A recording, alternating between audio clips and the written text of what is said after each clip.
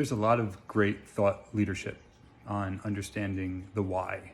Talk about a company, Simon Sinek talks about it. What's your why? There's a famous story of Apple on their why. Why did they exist?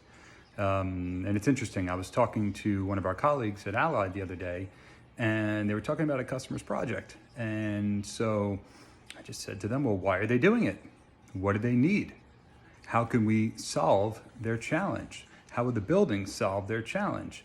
And really, the conversation ended up moving to the idea that if you don't understand the why of our customers' needs and their business, we're never going to be able to service them properly. We're never going to be able to create a solution for them to meet their needs and their goals.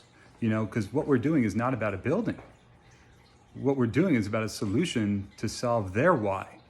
Why is their business growing? Why are they putting a facility in a new location? Who are they hiring in that location? How does the building need to function? What's the timing? What's the critical timeline for success? Maybe where they need to start opening doors, maybe when they anticipate turning their first dollar, receiving their first profit, inching up their next bit of EBITDA. That's the why. That's what we are all in business for. We do not sell buildings. And we remind ourselves of that when we do ask the question of how we can help them. What is their specific need? What is their why? And we should all spend time understanding what our customers' whys are before we try to sell them something and before we try to create a service platform to do so. That is how we'll be more successful.